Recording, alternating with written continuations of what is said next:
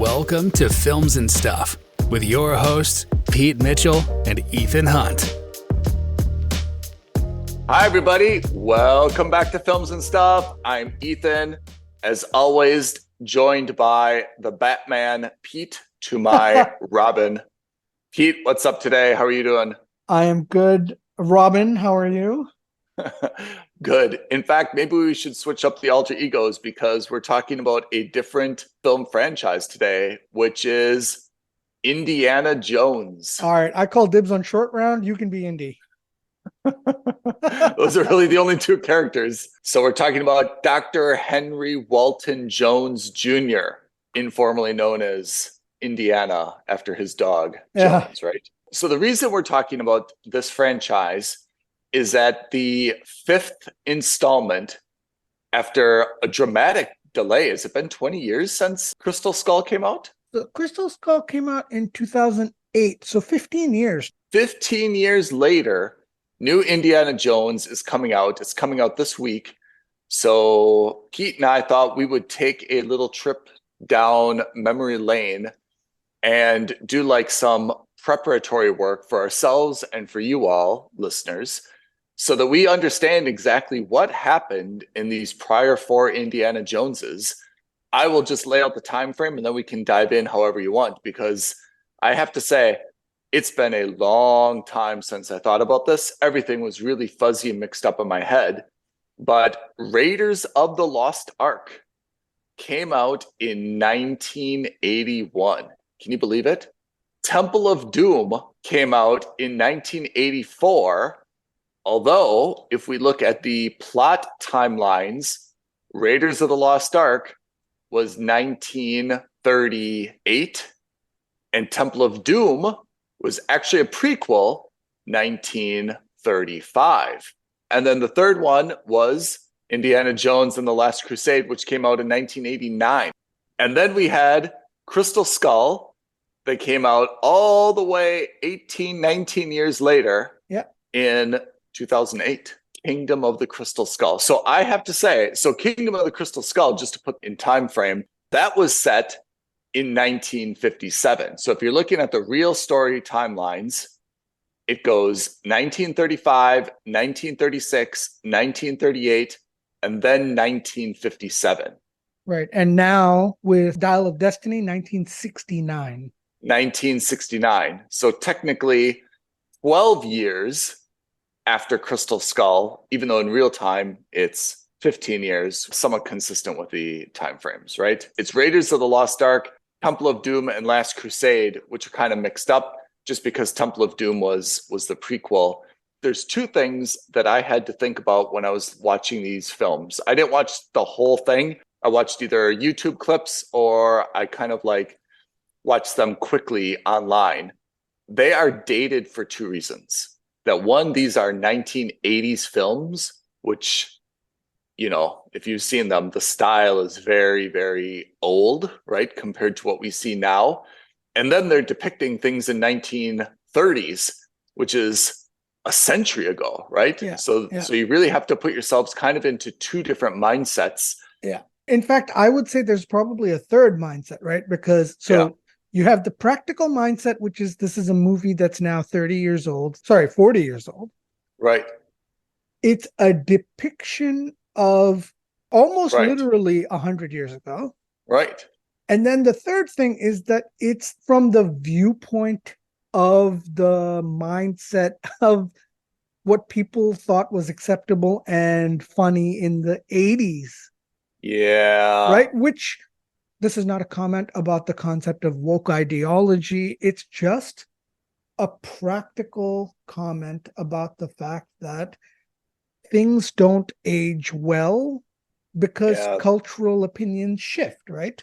So there's some cringiness in here, right? Absolutely. And look, you know, we'll talk about it when we talk about Temple of Doom, but like some of the depictions in Temple of Doom, I mean, really for our generation, that movie, good or bad, and by the way, I don't think any of these movies were really bad per se, but like that movie in particular laid the groundwork for how a lot of people saw or interacted with Indians, for example. Yeah.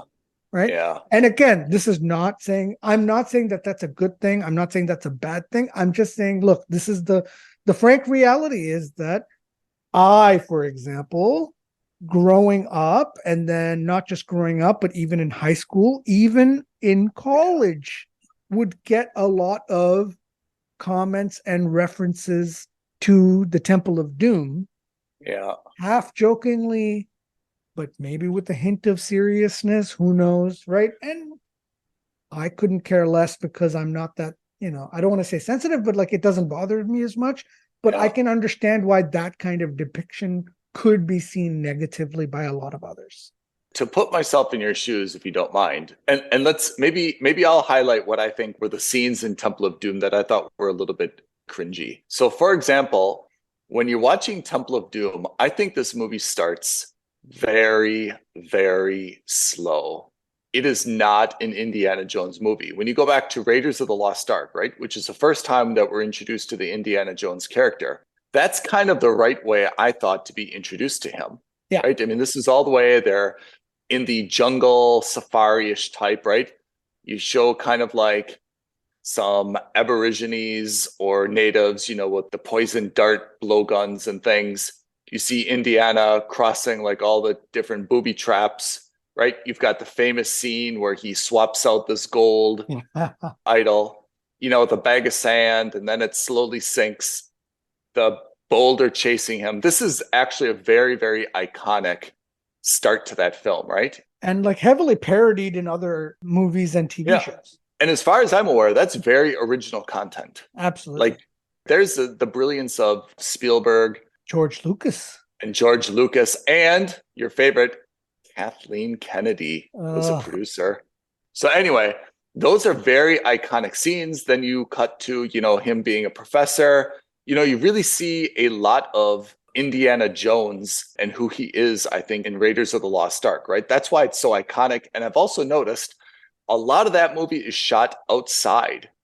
There's many scenes where he's driving on the trucks, where he's on the train.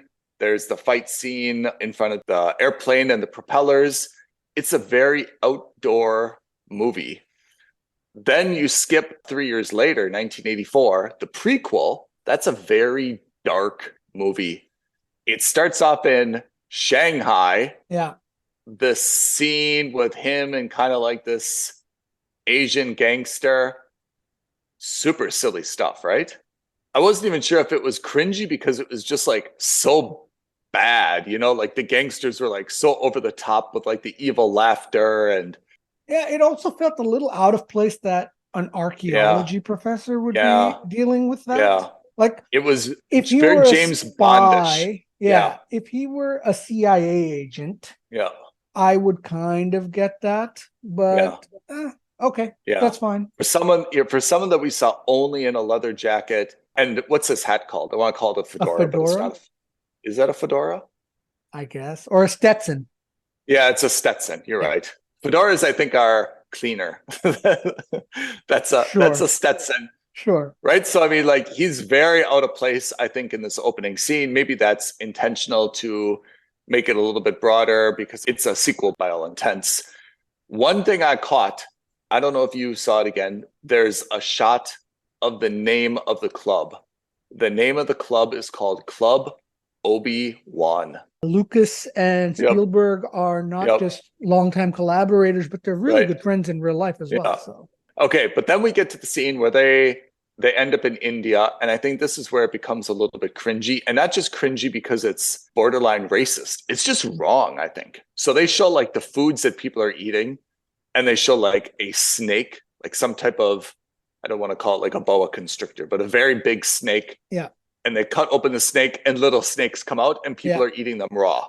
Yeah. As far as I'm aware, this isn't, I mean, India is primarily known for vegetarian cuisine, right?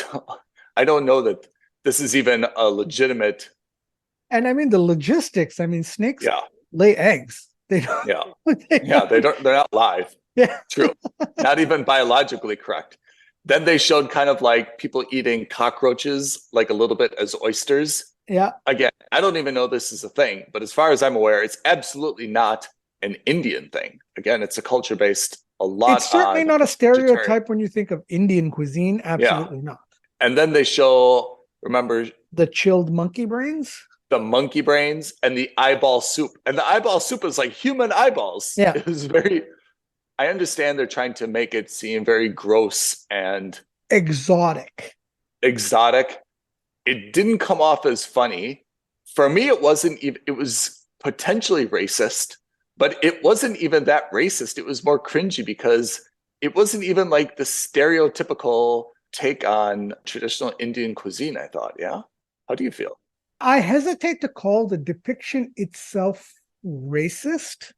And maybe it is. I'm not an authority on what is and what isn't considered racism, because I think that's also a very subjective thing. Yeah. I can tell you that when I saw that movie first, as a younger person, more like a kid, I was grossed out, and at the same time, like, oh my God, that's kind of cool, you know? Yeah. I think what that did, though, was it was a gateway towards receiving a lot of racist comments towards me as an Indian guy. Yeah. And I don't think it bothered me as much, but that's me. And I'm not saying I'm made of stronger stuff. That's not what I'm saying at all. Maybe I'm more desensitized to that kind of stuff, which is also a bad thing. But I can fully understand and I can fully accept if somebody saw that depiction and was like, dude, that is an insult to my culture. That's an insult to my people. What are you talking about? Who eats monkey brains anywhere? You know what I mean? Like, it's not even a thing. Is eyeball soup even a thing? Well, not as far as I know anywhere, right? So but it's kind of like the 80s humor, though. Exactly. And that's what I meant by that third perspective, which is you have to look at it in that vein, which is to say the eyeglasses that you have to use is to remember that we are watching a movie in 2023. 40 years prior. This 40 years ago, right? You can kind of see people on the set like, hey, what would be really disgusting? Let's eat cockroaches. You know, like that will be funny. You know, like I don't think it was like intentionally racist or even like inadvertently racist. I think it was just trying to be silly, gross, and it just came off as now kind of like, Spielberg, not your best look, you know? Yeah. But again, at that time, you know, everyone loved it, right? Which, again, fine. It's just an indication of the times, which is fine. Right. And then the rest of Temple of Doom, the lighting is very dark. Themes are very dark. You know, there's human sacrifice and kind of this voodoo doll. And I can't remember how I felt when I watched it in cinemas, but when I watched it now, I was like, oh my God, this is just so boring. It wasn't even cringy, like uncomfortable. It's just like, ugh, this is so lame. Like, move on, come on. What isn't even like a storyline, you know? One of the things that made me really always like an Indiana Jones movie was that there was some MacGuffin that they were chasing. Yeah. And it was usually something mythological and generally speaking had a legend attached to it. Right. Whereas Temple of Doom, the main bad guy, you're talking about a guy who's a practitioner of a religion, and that too a real one. Yeah. And Shiva stones are a real thing. And obviously, when you start talking about this bad guy who's a practitioner of this very specific subsect of Hindu religion, who's then using it as like an evil shaman and pulling people's hearts out. Yeah. That's more like on the voodoo side of things. Yeah. And that is not what I think of when I think of Indiana Jones. I think of him chasing after the Holy Grail, the Ark of the Covenant, a crystal skull, a dial of destiny, some kind of obviously not real, but attached to some mythological item that's loosely connected to, you know, religion or something. Whereas this was overtly attached to a real religion with real artifacts, that becomes more problematic. That's, I think, where I personally would see more of an issue. If you're a devout Hindu, the last thing you want to see is a depiction on screen of your religion being used as like a voodoo thing. Yeah. right? And where you're literally pulling people's hearts out of chest cavities and sacrificing people. Yeah. That becomes now problematic. Yeah, I have to say that second one was, I thought there's maybe one or two kind of like iconic scenes. I mean, following that temple sacrifice, the voodoo doll's a little bit iconic. The rail cart scene. The rail cart scene in the mine is very, very iconic. Fun right? as well. Yeah, absolutely. Yeah. Then you kind of get more into the Indiana Jones style. But generally, I thought that second movie was not really a great follow-up to what was a really fun Raiders of the Lost Ark. That was effectively reflected in the box office at the time. Raiders of the Lost Ark made like $370 million. Back in the day, that's a huge haul though, huh? Yeah. Temple of Doom made less than that, right? It only made $330 million. And of course, Last Crusade blew both of those out of the water with $475 million. Yeah, and that's a good point, which is Last Crusade, I thought, was then a good redemption in terms of the style. It seemed to capture more of the original Indiana Jones style, Raiders of the Lost Ark. The introduction of his father, I thought, was a great move. Masterstroke, yeah. I thought that was really, really a good redemption. And then everyone just kind of like ran out of steam. They said, look, it's been 3. It's kind of run its course. No more until 2008. When they made the first movie, they had already agreed with Paramount to do, I don't know if I misread this, or if it was either 4 movies in total or 4 sequels in total. That was kind of like the understanding they had with Paramount. I read something very similar. I can't remember if it was 4 or 5, but I understand that they did get a deal to make multiple of these right away. Correct. The story that I read was that Lucas and Spielberg were both vacationing in Hawaii, I believe. And it was after Star Wars came out. And of course, like there was just massive demand for those two. They decided that they were interested in going in a different direction. And Spielberg said, hey, I want to make something like James Bond-ish. And Lucas said, I've got something even better. I've got this idea. And it was Indiana Smith at the time. And it was like an archaeological James Bond. Spielberg said, I'm 100% in. You're right. This is better than James Bond. It's a little bit different. We got to change his name, but yeah, like otherwise we can work with this. So I would assume that they went to Paramount then, which still owns it, and kind of said, hey, we want to do this thing. And they kind of pitched it as like a new James Bond and said, look, we're going to do a bunch of these. And then they signed up Harrison Ford, who's super young and like swarmy handsome, right? He's the perfect character for that, right? Yeah. And then the rest is kind of history. Yeah, absolutely. But I never saw Kingdom of the Crystal Skull. I don't know how I missed it in 2008. I know how you missed it. It's because if you didn't watch it in that first weekend and you were a fan of the Indiana Jones franchise, you were not likely to want to watch it because it received a tremendous amount of backlash from the Indiana Jones fans. Really? And, I didn't think it was terrible. I still think it's the weakest of the 4 that we've seen so far. Lay it out for me. What's the storyline? What's the plot? Where do we go from here? Where is Dr. Jones? He's back teaching as a professor? He's back teaching as a professor. In fact, I think you open, if I recall correctly, you open Crystal Skull with him on a mission. Effectively, what he does is he goes into that hangar at the end of Raiders of the Lost Ark, where they keep the Ark. Okay. He's in that storage facility, and the Russians are trying to steal something from them there. And he's trying to stop that from happening. He stops it. There's a car chase sequence. Now, don't hold me to this, listeners. I haven't seen this movie since it came out, basically. And he ends up in a small town in the middle of Nevada that's seemingly deserted. And then he finds out that, like, it's one of those small towns, but instead of people, like, you just see mannequins everywhere. Huh. And then we pan out and we see that they're doing a nuclear bomb test in this town. Huh. And they had the U.S. Army had set this up as like a showcase as to what would happen if a nuclear bomb were to erupt inside America.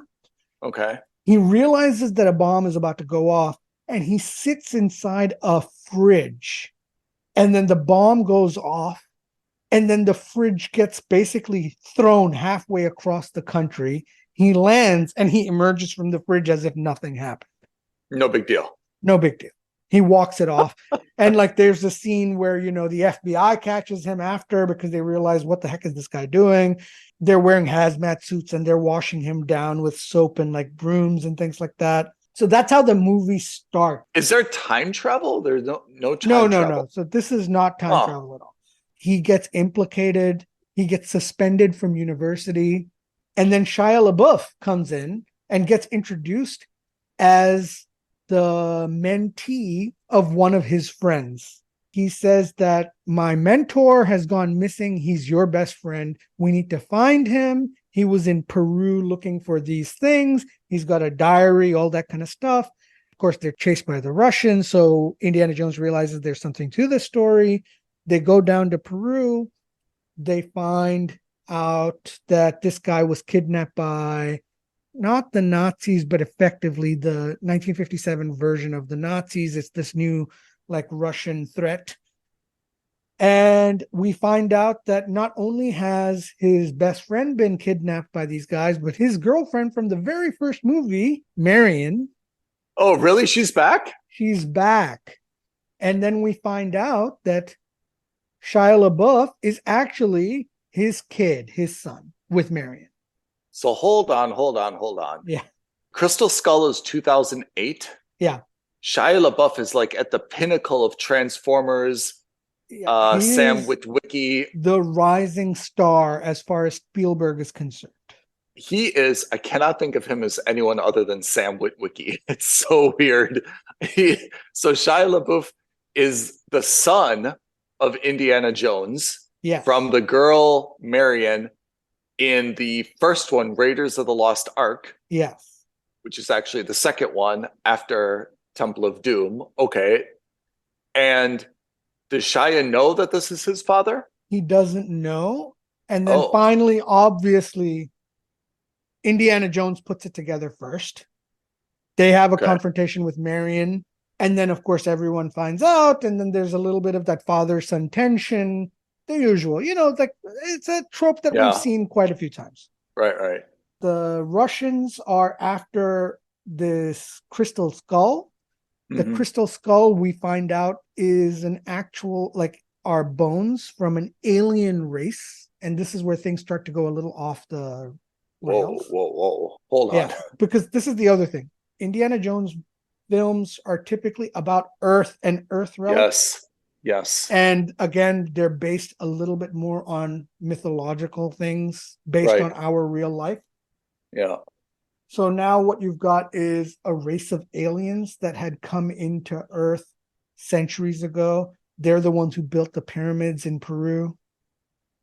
And so they go to this pyramid, they get in there, they find more skulls, and apparently when you put the skulls onto the body, the aliens come back to life and grant the person one wish, as it were.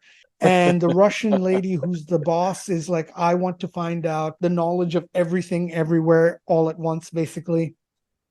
So the aliens grant her that wish, and she dies because it's such an inordinate amount of knowledge that her head basically explodes. And we find out that underneath this pyramid, it's actually a flying saucer. So then there's an escape sequence. And then all of them escape. It's Transformers. I know. And then this pyramid kind of falls in on itself, and this massive flying saucer, like the old school, round floating disc, appears from underneath the ground, and then it flies off into space and goes to another wherever it's going. And that's where I think a lot of people were just like, what the hell? Like, this is not what we want to see with Indiana Jones. Again, I get the criticisms, and I think most of the criticisms are fair. However, the journey up to that point and a lot of the action beats and the action sequences felt very Indiana Jones-ish. I think the main problem was that because the plot went so crazy off the rails with the introduction of aliens, that everyone was just like, this is not what Indiana Jones does. Indiana Jones is not this kind of science fiction. It's fiction, but not this kind of science fiction. I just thought of something, and you tell me if you agree with this statement. Had Indiana Jones been drafted a little bit more carefully, it could have been Pirates of the Caribbean, which is to say, it stayed in its lane.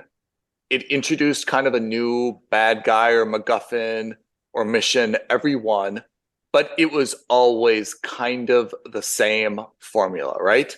Witty, dry humor, some kind of dark humor, something funny, but it was always about pirates and pirate ships on the seas. I think I understand what you're saying. And yes, in general, I would agree with you. The Pirates had a formula. I think the Pirates formula was a little bit more narrow because you're limited by the fact that you're, on a ship. So there's only so many mythological things you can do when it comes to a ship. Obviously, Davy Jones is one of them, mermaids, etc. All that kind of stuff you can deal with. Right. I understand what you're saying. And I think that's exactly right. With Indiana Jones, they should stick to things which are more bound by cultural and maybe even to a lesser extent religious mythology. Yeah. Right? If they do something with the Spear of Destiny, the Shroud of Turin, or all these are these real things, by the way? These are all real things. Christian mythological. So apparently the Shroud of Turin is like the cloth that Jesus Christ was supposedly wrapped in at the time of his death or his burial. The Spear of Destiny was the spear that was used to actually spear him. Again, look, I am not a religious scholar by any means. I'm collecting from various other, I like your disclaimer. I like the disclaimer. Yeah. So to me, you are. I never even heard of these things. So to me, you are a scholar. Don't excommunicate Renaissance me. Man. Don't start any kind of crusade. Man. But yeah, the point is that every religion has some kind of artifact or relic that has kind of become a mythological thing, right? Yeah. Does the Ark of the Covenant exist?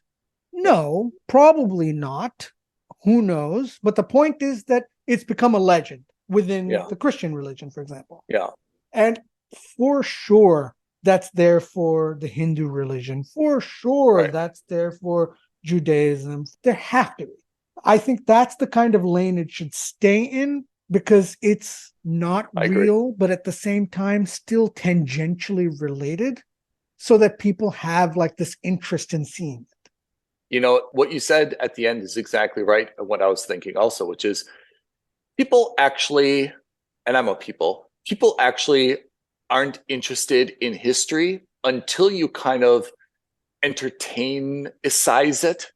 And then when you have something like, this is about the Ark of the Covenant, not one of these silly things that you see in a Ryan Reynolds movie that doesn't exist, but like something real, like the Ark of the Covenant, or as you said, the spear or the cloth or something else, the legacy of the 10 Commandments, make it up, whatever it is. Once you have something real like that, people start to get interested in it. Yeah, absolutely. And then it's like a really kind of cool, like, education exercise. Or like, is that a real thing? Oh my gosh, I never knew the Mayans did that, or I never knew this thing did that, or I never knew the Egyptians had that. I never knew this is like kind of like mythological. Does it exist or does it not exist?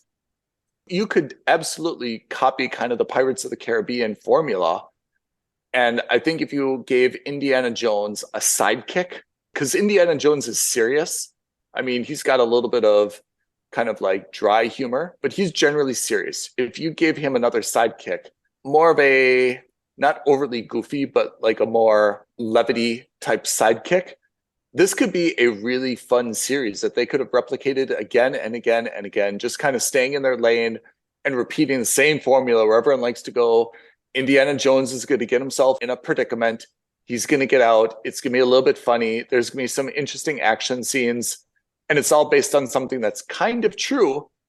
1.5 hours, you're done with the movie, you move on to the next one, right? Like that's a very tried and true type model. To your point, that second part of that statement is what they tried to do with Shia LaBeouf. Yeah. I think they did two things. One, I think they were trying to get that exact thing down where he becomes kind of like a sidekick. and his role was to play off of Indiana Jones.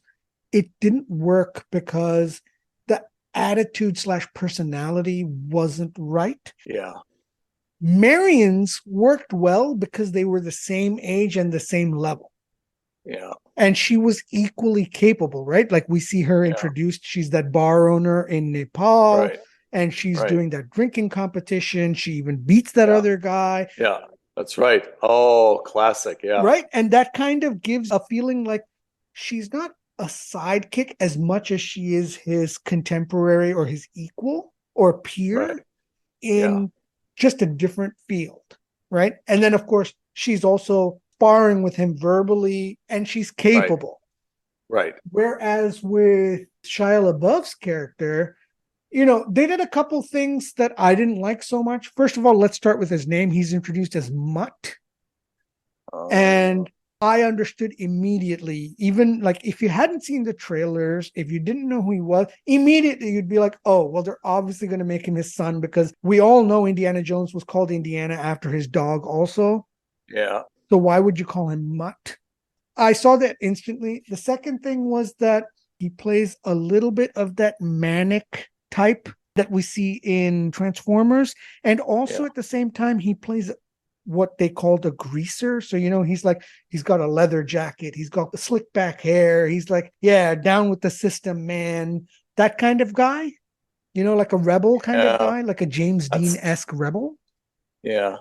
That kind of is a good foil for Indiana Jones, but maybe not really, because the difference was that Indiana Jones is also so much older. So he was just like, grow up. You know what I mean? Like, this isn't going to work. So I don't know. It just didn't work so well. And I think the second thing they tried to do with that was, I suspect they wanted to see that if Shia could really take up that mantle, I imagine they wanted him to continue on as the Indiana Jones going forward. At the end of the movie, spoiler alert, he gets married to Marion, and at the church, he drops his Stetson. And you see Shia LaBeouf pick it up, and he's about to put it on before Indiana Jones takes it away, if I remember correctly. He might not, I can't remember. But I was just like, don't do that with Indiana Jones' hat. Make your own hat your own thing. Yeah. You know what I mean? Like, don't do that. Okay, so now we've kind of recapped where we've been for the historical 4 Indiana Jones movies, kind of where it left off. Now we've had, how many years has it been? It's been 15 years? Yeah. We're going to get Dial of Destiny. Tell me what we need to know about this movie and why we should care. Let's not talk about the movie in terms of the plot for a second. Okay. We'll get back to that. I think what's important, and this is going to be a topic of discussion that is undoubtedly going to come up in the next 2 or 3 weeks. I actually think it's going to come up next weekend. So the movie comes out on Thursday or Friday at the time I'm going to be there. Can't wait. Yep. I promise you, Monday, Tuesday, or Wednesday at the latest, we're going to start getting articles. This movie, guess how much the budget is? $300 million. $295 million. For what? Exactly. I just don't understand how that's possible for an Indiana Jones movie. It's absurdly expensive. It's the 13th most expensive movie made all time. Is there CGI? It's got to be because of the de-aging stuff. Yeah, but how much of that is in there? I don't think it's going to be a lot of CGI. I don't think it's going to be a lot of de-aging. It's just absurd what's going on. I think we should have a dedicated episode about this at the end of our top 10 summer blockbuster scoring. Yeah. Because this is what's going to doom this movie. If anything is going to doom this movie more than the critical response, it's going to be the box office response. Yeah. It's the budget. It's $295 million, by the way, without prints and advertising. And they're not going to skimp out on advertising a Harrison Ford Indiana Jones movie. They're just not. I imagine they're spending at least another $100 million on that, if not more. You're right. We definitely need an episode on this where we can do some research and we can kind of break down this budget and understand. I mean, to put it in perspective for me, the Mission Impossibles and the fast films are always very expensive because there's a lot of locations, and that is obviously expensive, and they tend to also film in like very prominent areas, and that's expensive. But for Indiana Jones, I mean, I would expect that part of the business plan I would have put forth for Indiana Jones, just like Pirates of the Caribbean, is, hey, this should be pretty cheap to shoot. We just need a jungle and a cave, you know? We just need, you know, like abandoned airfield, and should not be expensive. Just like Pirates of the Caribbean, which was expensive, but the most expensive Mission Impossible movie was Mission Impossible Fallout. That was $178 million. Was that the one in Dubai? No, Dubai was Ghost Protocol. Fallout was, I think, the most recent one. The one with Henry Cavill. They had the Halo jump. Yeah, yeah. Oh, man, that was great. That scene was amazing. Let's not digress. That was $178 million. I don't know what's going on. What is Harrison Ford doing for $295? I also have to say, a Mission Impossible movie, as we discussed, it may not break $1 billion, but it will tickle it, right? It will come close enough, whether it's 700 or 800, it will kind of get there. It's a big brand with the big names attached, and it's known for big stunts, right? Yeah. Mission Impossible has that reputation. It's been 15 years since we've seen Indiana Jones. How many people are really Indiana Jones fans? Everyone knows the name. I would expect we've got a great intern. Our intern doesn't know anything. How old is our intern? In her 20s. She does not know anything about Indiana Jones, right? These movies are twice her age. 1981, 1984, 1989. No way has she seen any of those. Possibly seen Crystal Skull, right? I doubt it, because who comes into a franchise 5 movies deep? I agree.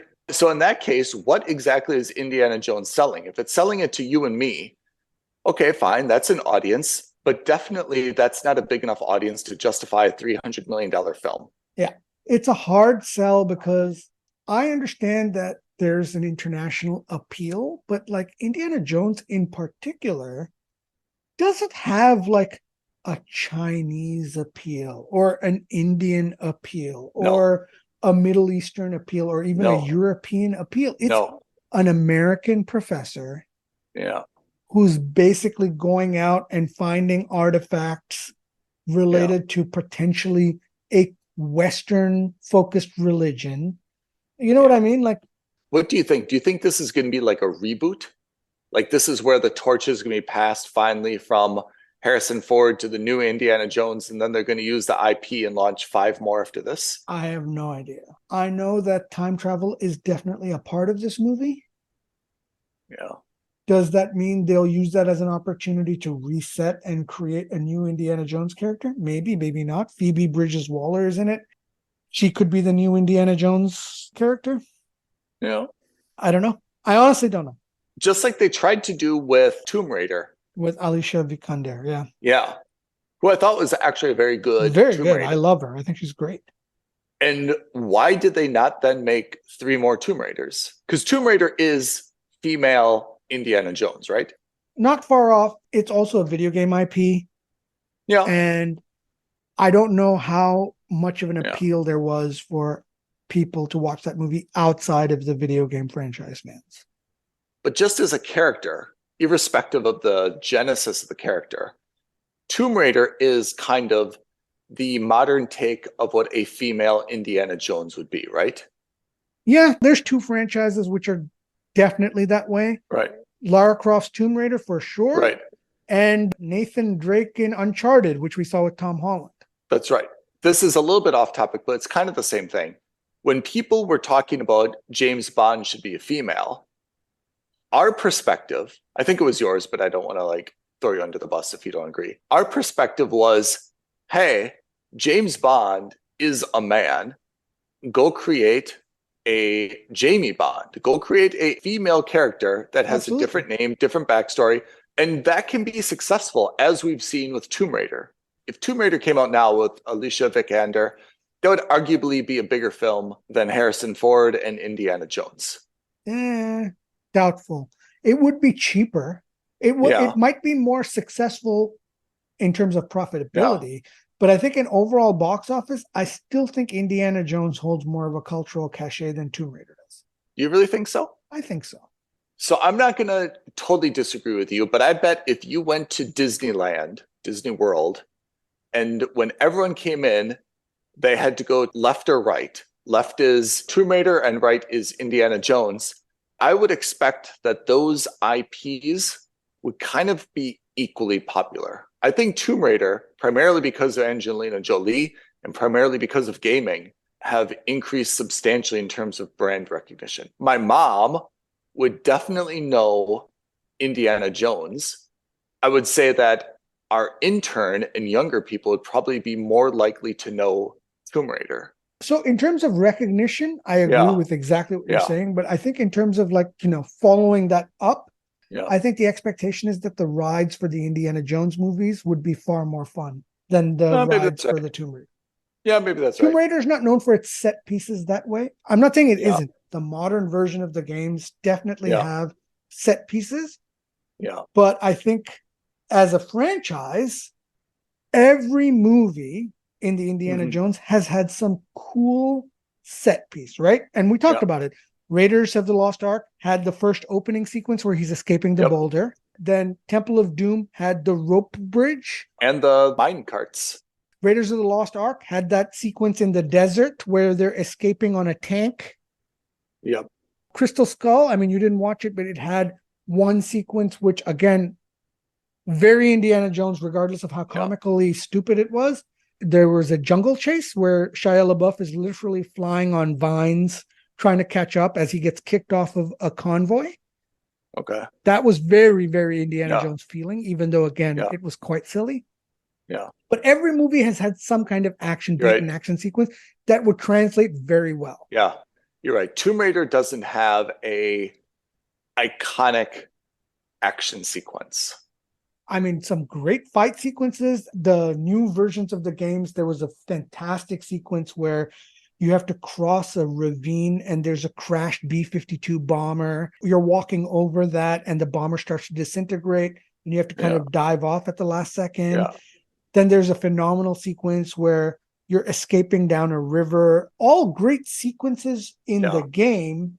Do I think that those things would translate well to a ride at Disneyland? Yeah. Doubtful.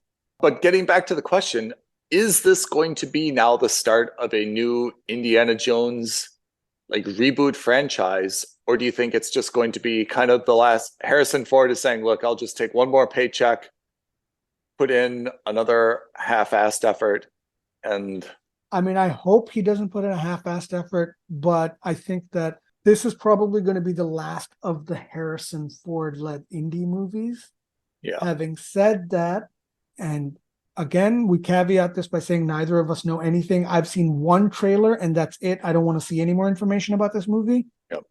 If Phoebe Waller-Bridges, whatever her name is, I apologize. If her role is done very well and she's, widely accepted as the best part of this, do I think that, the company is going to let her go? I don't think so. I think they'll want to franchise it as long as they can because Indiana Jones still has brand recognition. And then everyone will understand that this is, a pseudo sequel to the Indiana Jones franchise, and it could be the start of her own thing. I have to say, what's your level of excitement for this film? Sometimes you and I have seen, and we've even seen it this year, a sequel comes out and we're just bouncing. We can't wait to see it. What's your level of enthusiasm for this one? So I am very excited, but I think I'm excited for nostalgic purposes, not excited because anything in the trailer I saw is making me oh my God, this looks like it's going to be amazing. Yeah, I'm tepid. So I would not rearrange my plans, to see this immediately when it comes out. I mean, I will because we do this, but I'm not that level of enthused about it. I'll definitely see it, but I have to say I've got pretty low expectations only because I didn't see Crystal Skull. And I feel like there's been such a layoff between these. And I'm not really sure where it goes. Just kind of like one of the things you said about Flash, which I loved. You weren't as in love, but one of the things that audiences, you said, was impacting them is that there's really no room for a sequel.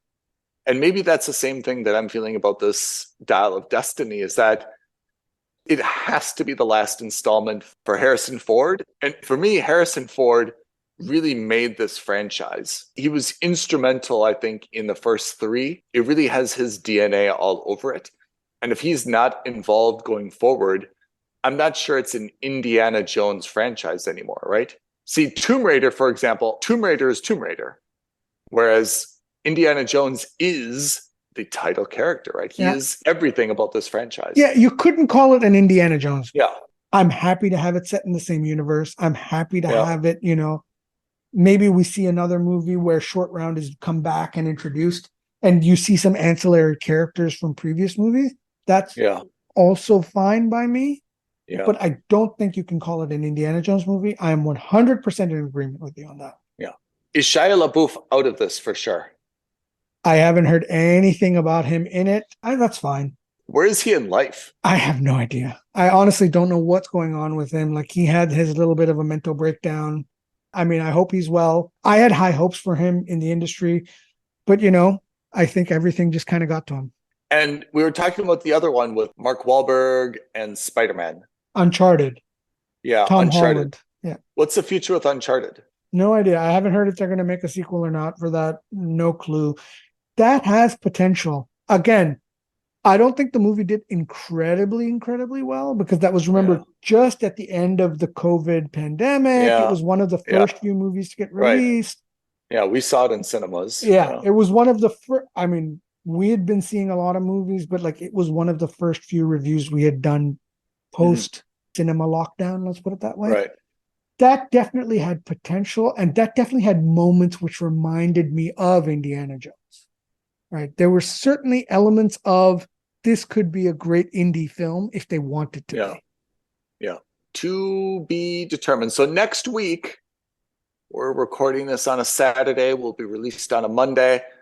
Thursday, Indiana Jones and the Dial of Destiny is coming out. So we'll review this next week then and give our thoughts about what we thought, huh? Yeah, I agree. And, again, I hope it does well. I really want it to do well. I want all movies to do well. But, and we will have to come back to this, $300 million plus advertising is absurd for this kind of movie. I have to say, I like how altruistic you are that you want this to do well. I don't wish it to do badly, but I have to say I'm very ambivalent in terms of whether it does well. And part of me wants it to not be super successful, because I'm not sure if I want this to be replicated. I'm not sure if we want to take 40-year-old IP, remake it, and use de-aging technology and try to recapture lightning in a bottle at super high cost base. In some ways, I think it would be better for us as entertainment consumers to have the message be, look, you just cannot endlessly recycle the same old thing 15 years after it came out without any logical, story, and expect that consumers are gonna, eat it up. So I don't really want it to do badly, but I definitely don't have any vested interest to see it do great. Yeah, I think what you're saying is very valid. I would just say that that's probably a two-parter response, in the sense that, I mean, at the end of the day, we're talking about writers, directors, actors. We're all working. So, making a movie, we all know, is not easy in Hollywood. It's not just a money thing, but it's also a time-consuming thing. Artists, designers, producers, writers, actors, they spend months, if not years, of their lives on this. In that regard, I wish them success, right? Because you don't want people to feel like they've wasted their time on something, right? Especially because this is an artistic endeavor at the end of the day. But the second part of your statement is 100% right, which is, even though I want it to do financially well, I also understand your viewpoint, which is to say, hey, look, the lesson should also be that you can't take every successful movie from 40 years ago, 50 years ago, 100 years ago, and revamp it, give us something new, because the audience will demand more and better, right? It's the same reason that people always get pissed off every September, because ultimately the next iPhone is exactly the same as the last iPhone with slightly better specs. They want something truly new, truly revolutionary. And the only way Apple is going to learn to do that is if, for example, the iPhone 16 makes only a third of what the iPhone 15 makes. So I agree with you. That's exactly right. Yeah. That's probably the only way Hollywood will learn that lesson. Oh, so for sure. That's not what I would prefer as the way of them learning their lesson. But I guess the upside to this movie making not enough money is that, hey, maybe that's the lesson, right? Is A, make new original content, and B, don't spend all the money in the world on making it. All right. So we will continue this next week after we've both seen Indiana Jones and the Dial of Destiny. Pete, where can folks reach out to us if we want to get their predictions, prognostications, projections, anticipations? I love it. That's actually great. Why don't you tell us what you think of the franchise? Yeah. Why don't you tell us what you think is going to happen in this movie? Tweet at us at F&S Podcast. Instagram us. You can DM us at Films and Stuff Podcast. Email us aloha@filmsandstuffpodcast.com. Or, as always, subscribe to our channel, leave a comment. All of those things help us. We've got a new social media team standing by to respond to your comments and add our commentary as well. All right. Thanks, Ethan. Everyone, thank you for your time. Pete, thanks for your time. We will see you all on next week's edition of Films and Stuff. Thanks, everyone. Thanks, everyone. Bye. Thank you for listening to another episode of Films and Stuff. If you haven't already, please subscribe and review on Apple Podcasts, Spotify, or wherever podcasts are downloaded. Films and Stuff. There is no substitute.